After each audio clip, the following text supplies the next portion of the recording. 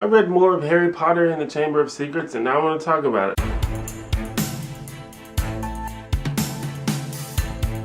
Okay, so I'm going to try to streamline these videos more than I have before. I want to make sure I cover the major parts of the story, but so much shit is happening all at once and I'm not really sure what's important and what isn't until later. Are all novels like that? I really don't read enough. Like, I want to avoid making 30-minute long videos, but I also want to cover more than just 1 or 2 chapters per video. So we'll see how that goes. Anyway, in chapter 11, they start a dueling club in Hogwarts. And dueling is what you might expect it is, except with magic wands instead of swords or guns. So all the kids pair up to do the duels. They are kids, right? I'm under the impression that they're like 10 or 11 at this point. Is that right? And they're teaching them how to use magic to fight each other? Okay. Anyway, Harry gets paired up with Draco Malfoy because who else would it be? That was Professor Snape's idea. I don't know if I've mentioned Snape yet in this series, but he's not really doing that much in this book, but I do know that he's an important character in the story overall. He's another teacher at Hogwarts, if you don't know, and he's like super strict and mean, and he particularly hates Harry Potter for some reason that I don't know. Even though in the first book, he basically saves Harry's life. So I'm sure the relationship between these 2 characters is further developed, but not here, probably not in this book. Anyway, this whole dueling club thing is basically just here to tell us that Harry Potter is a Parselmouth, which is a name for people that can talk to snakes. You see, during the duel, Malfoy produced a snake from his magic wand, and Harry was able to tell it to leave everybody alone. I really don't get how magic works in the Harry Potter universe. Like, sometimes you need a wand, sometimes you need a potion, sometimes you don't need anything. You can temporarily charm things, you can permanently charm or curse things.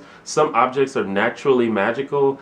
I don't know. To be fair, I haven't really researched it. Usually when magic is involved in fiction, there are basically no rules because it's magic, so you can just do whatever the story calls for. And sometimes it seems like that's the case in Harry Potter, but one of the cool things about Harry Potter is that usually things do come together and usually things do have rules. And things have like limitation that function as more than just plot devices. But I can't really tell if that's actually the case. But an example of this with the whole Parselmouth thing is in the first book, Harry Potter talks to a snake at the zoo. And if you were reading that for the first time, you're just like, haha, that's funny, wizards can talk to animals, that's cool. But no, actually, only Parselmouth can talk to snakes, and Rowling knew that when she wrote that first book. It all comes together, and that's really cool to me. Anyway, the whole Parselmouth thing kind of freaked everybody out, because apparently Salazar Slytherin was a Parselmouth. Salazar Slytherin. And I'm pretty sure that dude wasn't cool. And also the whole Chamber of Secrets thing that is like the story of the whole book. Now everyone thinks Harry Potter is the heir of Slytherin, and that he's the one making all the attacks. So as you might imagine, Harry is now particularly interested in interrogating Malfoy to try to clear his name. And it just so happens that enough paragraphs have occurred for the Polyjuice potion to be ready. So Harry, Ron, and Hermione all drink a potion to assume the identities of kids in Slytherin. Harry and Ron take the appearance of Malfoy's 2 right-hand men, Crabbe and Goyle, and Hermione attempts to transform into Millicent Bulstrode.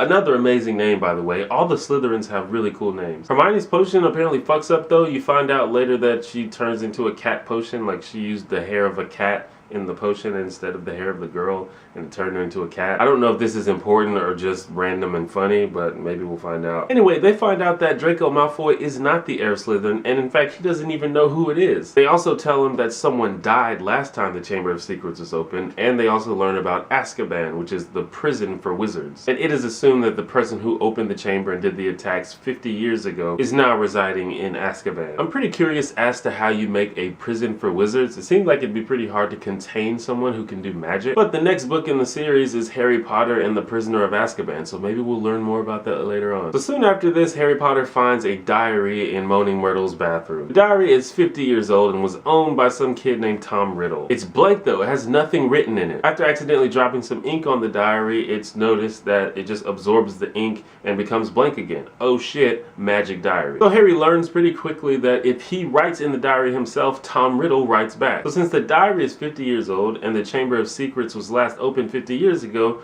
surely Tom Riddle knows something about the Chamber of Secrets. And of course he does, but instead of simply telling Harry Potter what he knows, he literally transports him to a playback of his memory of the event. And this is what I'm talking about, the whole magic thing. Like, how can he do that? Through a diary. Is it just like, shut the fuck up, it's magic, stop trying to explain it? Or are there actual rules and mechanisms to how magic works in this universe? Anyway, in the memory, Tom Riddle confronts a young Hagrid and accuses Hagrid of being the one that opened the Chamber of Secrets and let the monster loose. Which seems unlikely because it's Hagrid.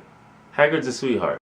So I'm going to try to close out the book in the next video and get started with The Prisoner of Azkaban. I assume that the vast majority of people who are enjoying these videos are people who have read the books before or seen the movies before. But I feel like there may be a few people who haven't read the books or seen the movies but still would like to follow and enjoy this series. Now, as you know, I started with the second book, Chamber of Secrets, because I've already read the first book. But if there's anyone that would like me to do a quick recap of the first book just so you know what's going on, I can do that in a future video if you want. Like, if you've never read Harry Potter before, you're probably like, who the fuck is Dumbledore? Like, what the fuck is a Hagrid? But like I said, most of you probably already know this stuff, so I'm just throwing it out there. Anyway, thank you for watching my video. Click the thumbs up button if you like it, and consider subscribing. Holla.